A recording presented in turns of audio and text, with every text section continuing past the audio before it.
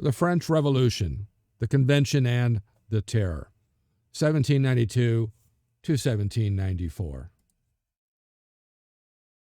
Was it really the best of times and the worst of times? Did Louis XVI really say, "I regret that I have but one head to give for my country"? Did Marie Antoinette offer to give all Frenchmen an entire cake with frosting, a return for her own head? These and other questions will be answered right after this.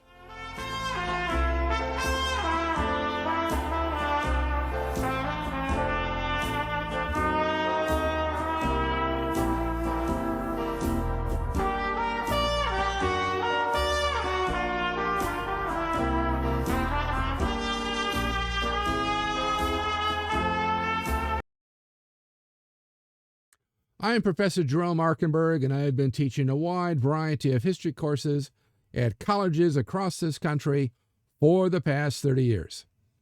In this video, I'm going to tell you about the makeup of the new Constitutional Convention, the Convention's radical reforms, the death of King Louis XVI, and how it led to war, and how this new war led to further panic and radicalization, how the Jacobins took power and began the Terror, and how the fall of Robespierre ended one terror and began another one.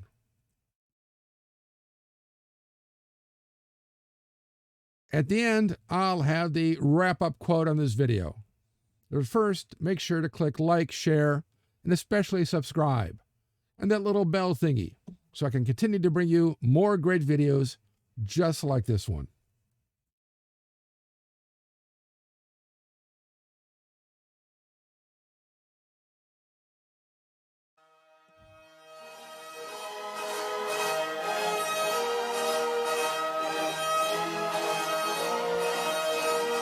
The new Constitutional Convention, elected through universal manhood suffrage, met within a month of the dissolution of the Legislative Assembly, are now composed of, the old right and the old plain.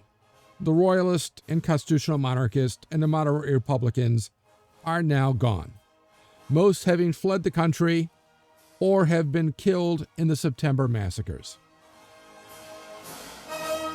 The new right are now the Girondins, who were once part of the left, Federalists who still desire a constitutional republic.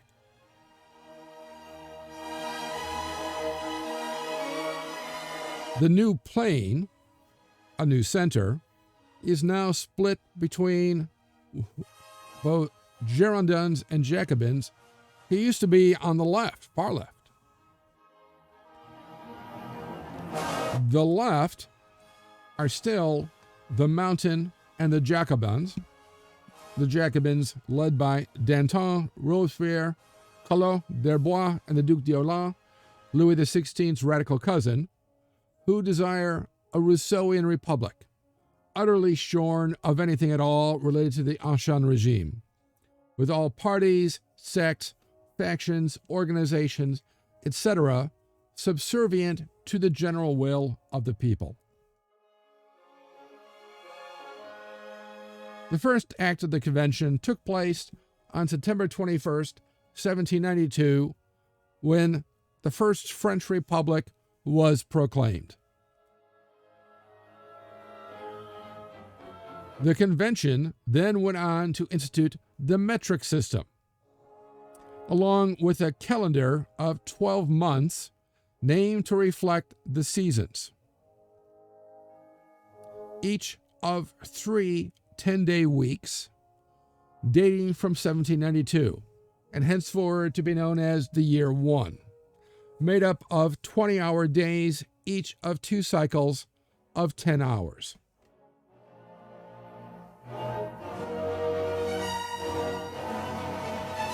The convention abolished all the old provinces, putting in place new départements, which, along with the institution of a uniform system of laws and taxes, and the abolition of internal tolls and fees, made the government far more efficient, boosted the economy, and took the state from bankruptcy to surplus overnight.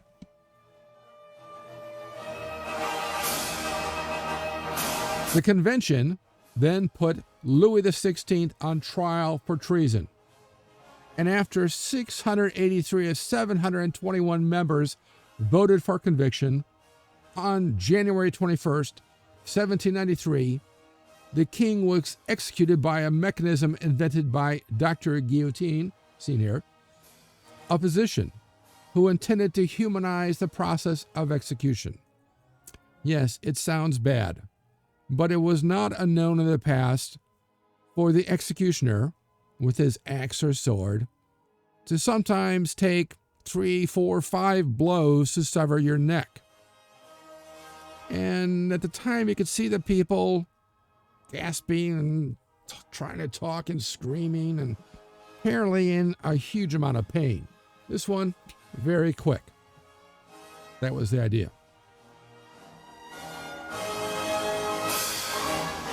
This act so shocked the European upper classes, even the British, who had executed their own king, Charles I, a little over a century earlier, that Britain, Russia, Prussia, Austria, Spain, and others joined together in what comes to be known as the War of the First Coalition against France.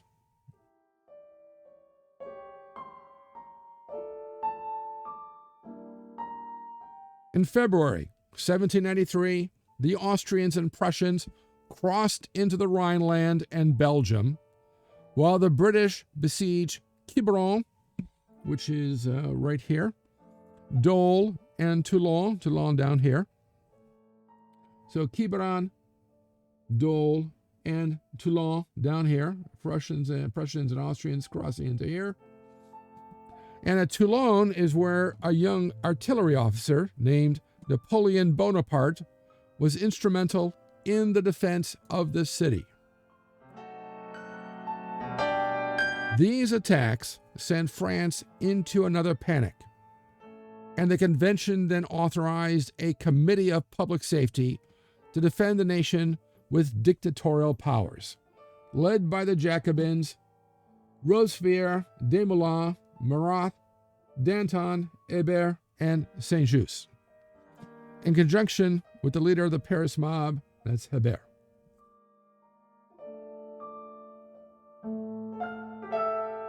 Lazare Carnot, seen here, 1753-1823, drafted 1 million men, 4% of the population, into the army, with political commissars overseeing the officers, most of whom were still upper class. Those who hadn't fled. The lieutenants and stuff are now promoted and are becoming generals and stuff. The commissars, to make sure they're not going to act treasonously. All of which, these mass numbers, far larger than any army the Prussians and Austrians and British could put together combined, because theirs were mercenary armies, enabled the French to drive the Allies out of Belgium and the Rhineland, and then they crossed into Holland, where the French proclaimed the Batavian Republic, under French protection, of course.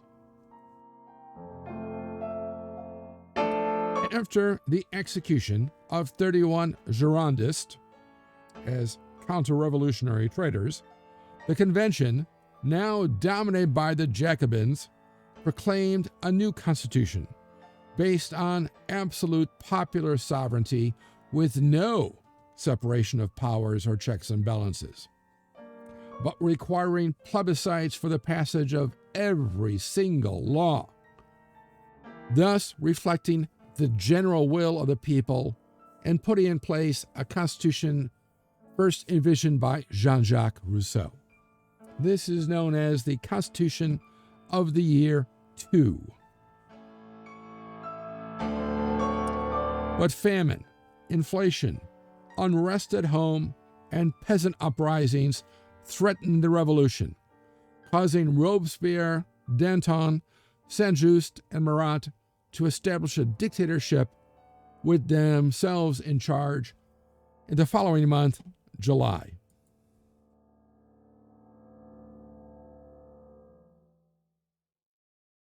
the Terror. A revolutionary tribunal was set up to enforce judicial terror for the revolution. And within a year, 1,254 suspicious persons were guillotined, including the Queen Marie Antoinette. The Revolutionary Tribunal, here's Marie before she gets her head cut off. And here she is being let out of prison to the tumbrel.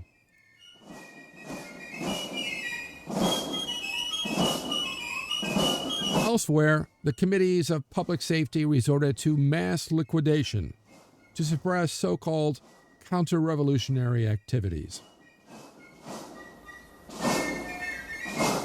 But in the Vendée, which is this part of France, a little bit south of Brittany here, the Catholic Church sparked a peasant uprising, which was viciously repressed by the forces of the revolution, leading to the deaths of some 35,000 people.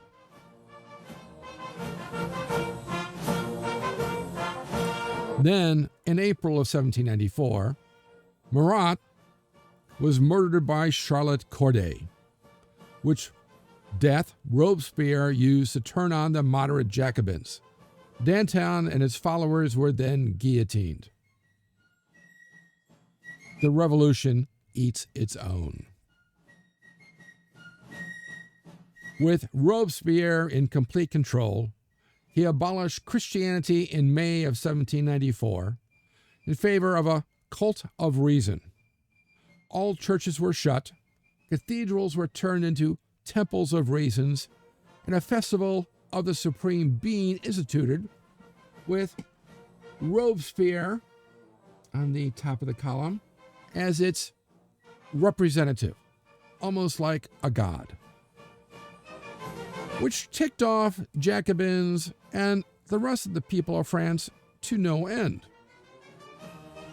And by July of 1794, Robespierre, who had been absent for about a month, working on various projects, the terror's excesses, especially the deaths of Danton and his followers, led the remaining Jacobins to fear for their lives. And a coup led to the execution of Saint-Just, Robespierre, Desmoulins, and their followers, as seen here.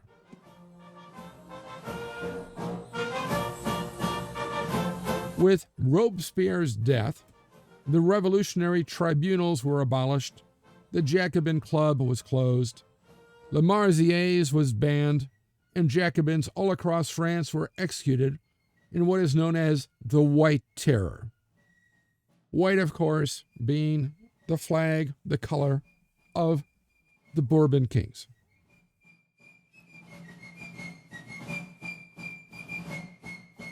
Meanwhile, though a British fleet destroyed a French fleet at the Battle of the Glorious 1st of June, seen here, in 1794, distracted by the continuing Polish Revolution and the Third Partition of Poland, the Prussians made peace in 1795, as did Spain in 1796.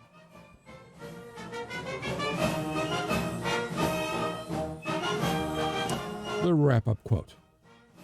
They went into the Hôtel de Ville and found Robespierre in a room near the session chamber. He was lying on the ground, a pistol shot through his jaw. They picked him up, and some of the sans-culottes carried him by his feet and his head. There were at least a dozen round him. They tore off his right sleeve and the back of his blue coat.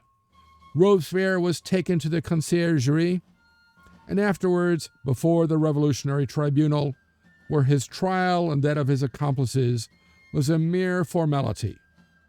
On the same day, 10th Thermidor, or July 28th, at 5 in the evening, Robespierre was placed on the tumbrel between Henriot and Couthon, in the company of Saint-Just, Fleuriot, Payan, Dumas, and 16 others.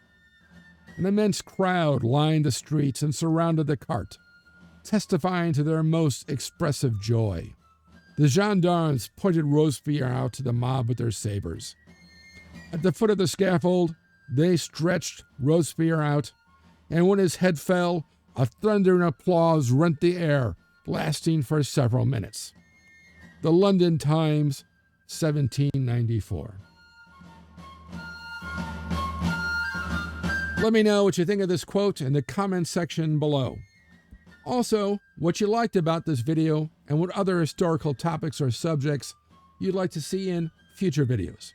Be sure to click like, share, and especially subscribe, as it will help me bring you more great videos, and click on that little bell thingy so you'll know when the next History Waits for No One video is posted.